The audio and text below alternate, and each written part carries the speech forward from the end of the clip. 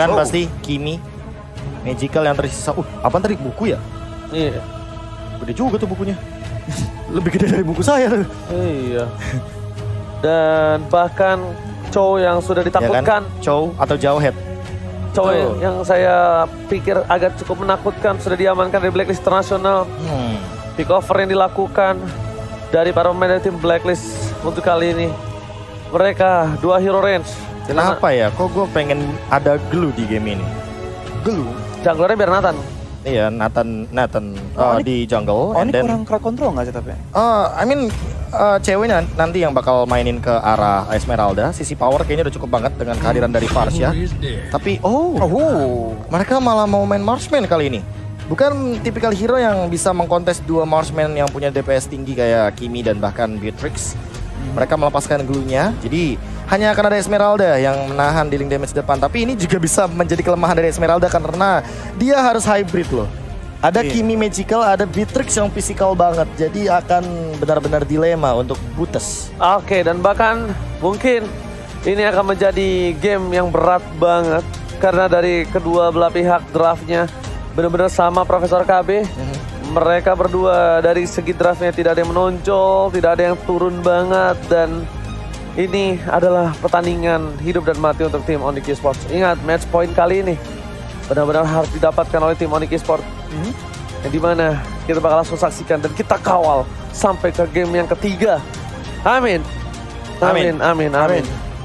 Oke, tanpa berlama-lama, Profesor KB. Yes. Are you ready? Ready? Arashi, are you ready? Ready. Dan semain di rumah, aku harap kalian juga siap untuk mendukung dari kolom komentar. Komentar yang positif, hashtag Onyx dan hashtag Indopride. Indonesia, berikan semangatmu to the land of down right now.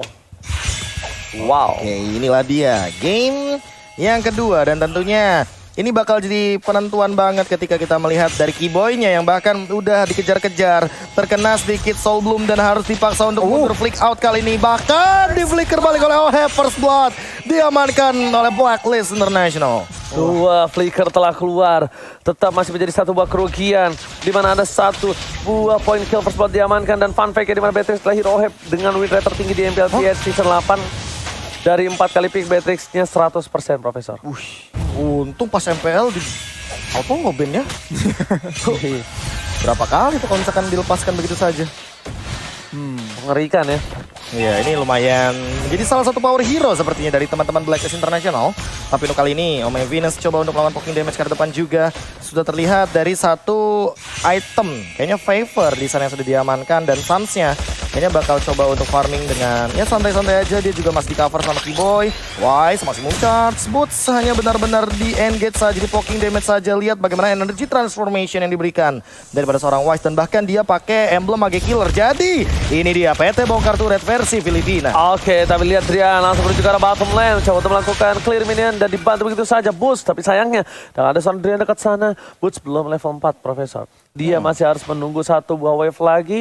Dan di sini, dari para pemain tim Blacklist International, mereka sudah standby di arah Turtle dengan CCTV by Galaxy A52s 5G. Langsung kali ini menembak dengan cepatnya. Wise tidak terganggu sama sekali dan retribution-nya langsung diamankan on point. Dan aku penasaran apakah bakal jenis One duluan ya Rashi atau janjian Ice Queen One dulu untuk Wise-nya kali ini. Kalau mereka ambil Ice Queen Swan sih bagus banget ya buat kayak buat menghadang pergerakan agresif dari Onyx, dan itu juga bisa bantu banget buat mencari justru main agresif dan mungkin di pick of potential ya dari Blacklist International. Tapi dari item sekarang Drian udah menggunakan sepatu cooldown, jadi mungkin niatnya tuh buat memberikan lebih banyak sisi karena emang selain Farsha sebenarnya stun atau root dari sisi Onyx Esports tuh agak dikit sih. Oke. Tapi lihat Suns sampai dipotong-potong rotasinya. Omega Venus tidak tinggal diam, mencoba untuk di poking damage, tapi Suns belum memiliki damage yang cukup maksimal. Melihat permainan dari tim Blacklist International, mereka bahkan benar-benar masih mencoba untuk melakukan take care terhadap seorang OHEB. Walaupun OHEB sudah menang dari laningnya Profesor, tetap OHEB dijaga bisa-bisa, tetap di take care, tetap di babysit kali ini. Karena gampang banget untuk melakukan poking damage daripada seorang Clean-nya karena belakang. Namun tiba-tiba cewek sendirian ditekan ke depan dan bahkan dihilangkan begitu saja dengan satu Liberation. Cewek, apakah dia mampu untuk bertahan dan bahkan melakukan clear minion? Untungnya dia sempat untuk melakukan clear minion. Walaupun harus ditumbangkan di arah top lane sana. Oke, dan di arah bottom lane, lihat Boots pun harus benar-benar bertahan dari damage yang diberikan. Dilakukan zoning out, fokus ke arah turretnya. Wise lagi PT bongkar turret versi Filipin kalau kata Profesor KB. Kali ini benar-benar dia membagi damage dan juga goldnya terhadap seorang Wise. Di depan sana Sam coba untuk mempertahankan dirinya, entropy terus dikeluarkan ke depan. Boots mau nggak mau untuk menjadi sebuah samsak dari tim Black International. Keyboy di menit yang ketiga kali ini bukan menjadi hal yang baik, tapi Haji standby on position. Akankah cewek bakal coba ditendang kembali, tapi untungnya Haji tidak ada flicker kali ini. Oh, untungnya nggak bakal masuk momen montage snack video lagi, tapi kali ini dia ditumbangkan dengan maksimum charge dan bahkan kali ini lihat dari Edward yang ditukarkan trade 1-1, namun Drian dengan refleks mid lanernya ini dia ketika menggunakan Varsha Federal Airstrike for secure the buff. Oke, Drian berhasil mendapatkan purple buff setidaknya di tangan dari tim Onyx Esports. Walaupun mereka harus kehilangan turtle-nya kembali. Lihat cewek mencoba untuk mendapatkan momentum turtle lagi-lagi di tangan dari tim Blacklist International. Mereka memimpin dari segi gold 2000 gold. Oh my Venus masuk terlalu dalam dan bahkan damage yang diberikan dari turret terlalu besar. Ricky di depan sana. Oleh batas semangat coba ada satu poin masih dihindari. Oh my Venus, tembakan terakhir dari seorang cewek tidak kena karena lihat flicker yang on point berhasil ngedecoy damage yang diberikan dari seorang cewek. Fokus ke arah turretnya, Haji di depan sana. Untungnya tidak ada flicker kembali dari tim Onyx Esports. Terclear minion dengan cukup cepat dari top lane. Sekarang kita lihat Blacklist sekarang lagi pressure di atas dan di bawah bersamaan ya, jadi agresif banget. Tapi sekarang Onyx Esports biarpun katanya lagi kalah, mereka kalau bisa bawa game ini ke late game sebenarnya dari komposisi ada keunggulan tersendiri. Range-nya ya, apalagi dengan burst damage dari Nathan dan bahkan melihat dari pergerakannya. Instant replay dari fight yang di kill yang di bawah sana ya. Sans akhirnya kena dengan utility ini dan juga follow up dari Edward, tapi langsung Drian dan Boots mencari kesempatan dan ini fight airstrike bagus banget dari Drian bisa mengamankan purple buff mereka. Dan biarpun sekarang katanya Blacklist itu agresif banget, Onyx masih bisa mencari ke sedikit-sedikit keunggulan tersendiri lah, dapat kill, dapat trading gitu. Jadi kalau mereka bisa melanjutkan ini sampai ke late game, Onyx Esports nih yang sebenarnya lagi unggul menurut gue. Yes, rotasi yang dibuat dari seorang Wise. Dia langsung coba untuk fokus mendapatkan satu buah purple buff. Masih memecah setelah dikeker begitu saja. Berhasil diamankan oleh Sans dengan satu buah retribusi, tapi cewek di depan sana lagi dan lagi dari Haji. Tidak sayang sama sekali dengan adanya flicker. Ada flicker, cewek kita pick off. Ada flicker, cewek kita pick off. Apapun yang terjadi, ada flicker harus tetap digunakan. Iya, ini entah kenapa cewek benar-benar jadi targeting banget daripada seorang Haji. Dari tadi dia benar-benar targetingnya on point banget dan lihat bagaimana Boots benar-benar terkena slowly but deadly dari satu glowing one ternyata yang diamankan terlebih dahulu oleh Wise. Dan dengan tentunya dia juga di bagian top lane mendapatkan turret dari teman-teman tim Blacklist International. Mulai dirontokin satu demi satu dan play objektif yang baik sekali dipertontonkan oleh Blacklist International. Yes, dan lihat CCTV dari turtle-nya lagi-lagi sudah dipegang. Para pemain dari tim Onyx Esports mereka tidak tinggal diam. Keyboy bakal coba untuk menarik ulur. Ini karena adalah turtle terakhir. Turtle kesempatan mereka untuk mendapatkan gold supaya mereka bisa memiliki gold yang seimbang dengan Blacklist International. Tapi melihat potensi yang tidak bisa didapatkan, sepertinya Wise lagi dan lagi akan mendapatkan turtle tanpa adanya cold test dan bahkan Haji di depan sana. Belum ada flicker, damage coba diberikan, poking damage tapi Oheb tidak tinggal diam. Bakal coba untuk meng-cover dan bahkan turret dari bottom lane akhirnya didapatkan oleh tim Onyx Esports. Itu poin yang bagus banget dari Onyx buat bukannya fight di mereka di situasi yang mereka emang lagi kalah, jadi mereka langsung tahu daripada kita cari fight dan makin ketinggalan, mendingan kita trading aja kan. Karena kalau kita bisa bawa sampai kurang lebih menit ke-11 lah, sama kayak Blacklist tadi, kita bisa cari kesempatan buat fight 5 lawan 5 dan dengan keunggulan 2 DPS dan dengan keunggulan jarak dengan dari Varsha dari Drian, mungkin mereka bisa mencari kesempatan yang lebih bagus di lain hari. Ice Queen One sudah diamankan juga oleh seorang Wise. Kayaknya dia nggak bakal langsung ke Genius One. Jadi lumayan old school ya pemilihan itemization-nya. Tapi kali ini Edward sendirian. Bahkan terkena pergerakan dari Falling Star Moon. Boots juga dipaksa untuk mundur. Keyboy sudah punya Radiant Armor. Dan bahkan kali ini mau nggak mau Wise-nya tidak akan mendealing damage yang terlalu tinggi ke arah Keyboy. Kecuali kalau dengan pasif dari Glowing One-nya. Edward juga bahkan langsung mengincar ke arah Malefic Roar.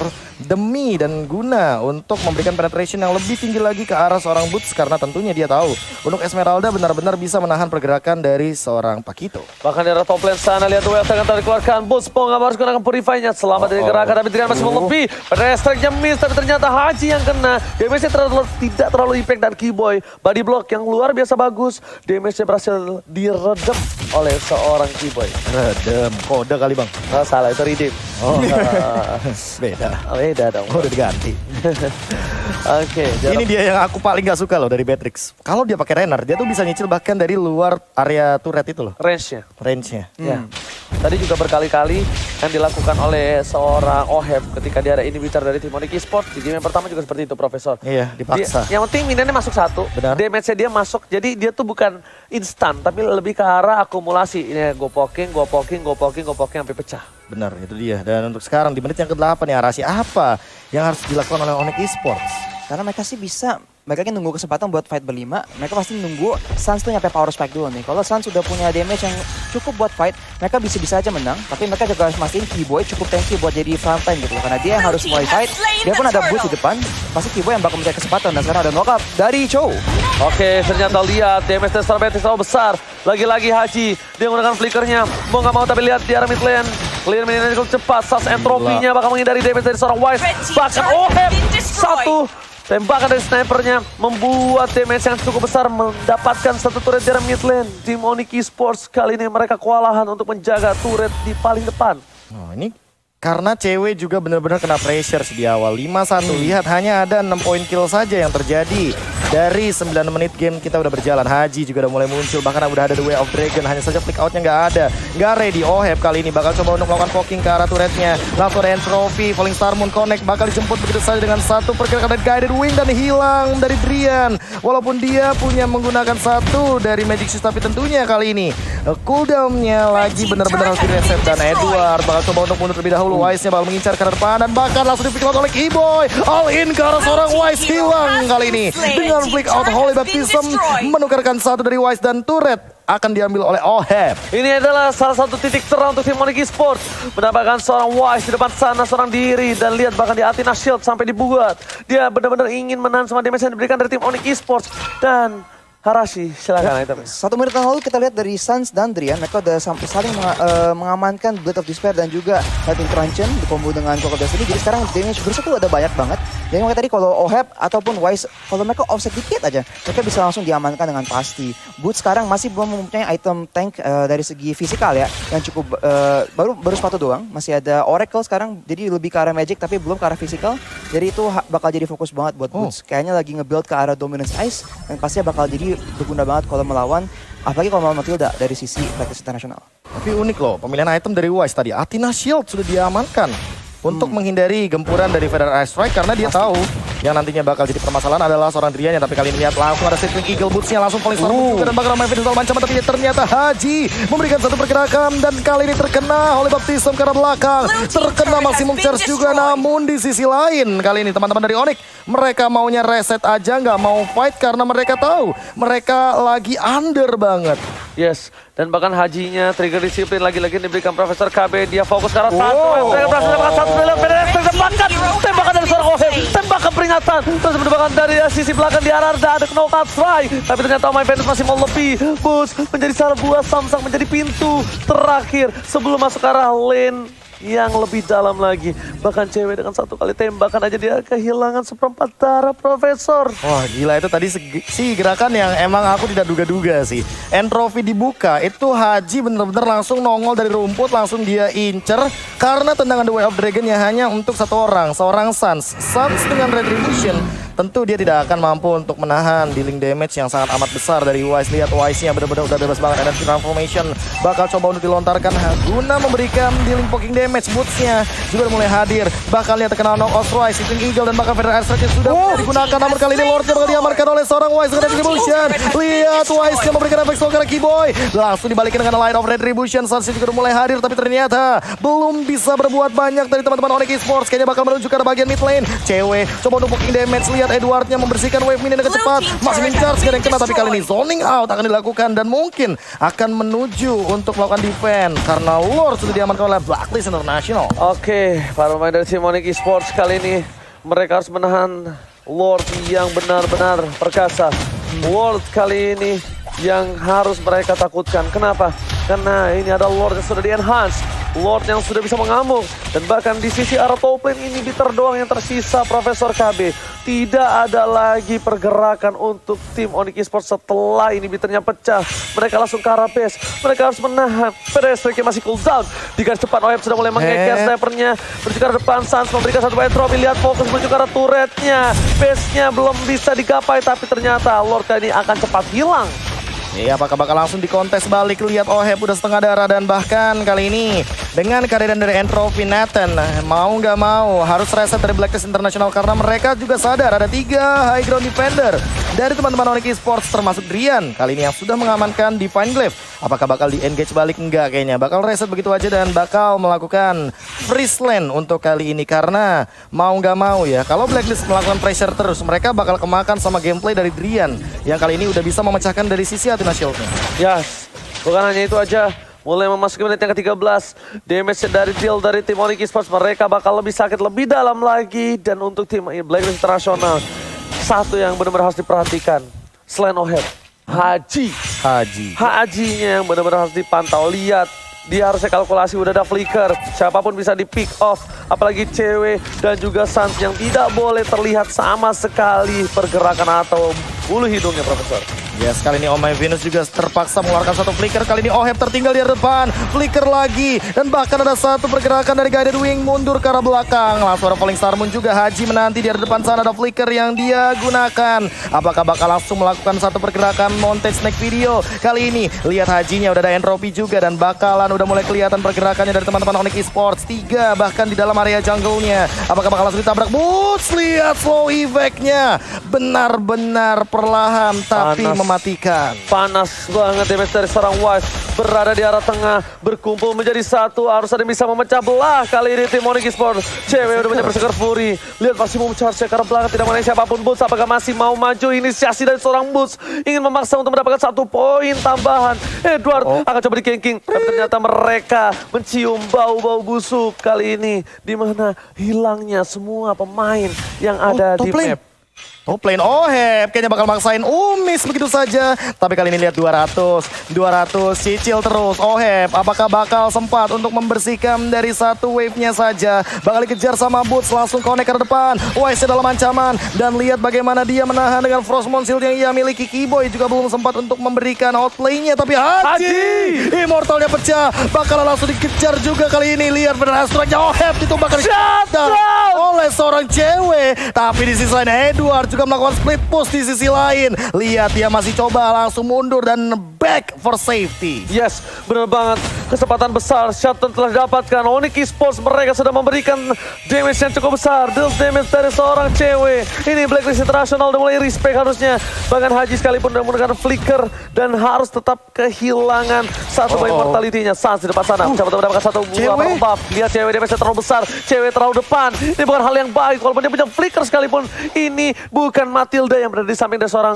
Onyx Esports. Tidak bisa dipanggil begitu saja Profesor KB. Dan ini benar-benar harus dijaga pergerakannya. Lot telah dibuka menuju ke arah depan. Haji standby on position. Onyx Esports mencoba untuk membalikkan keadaan.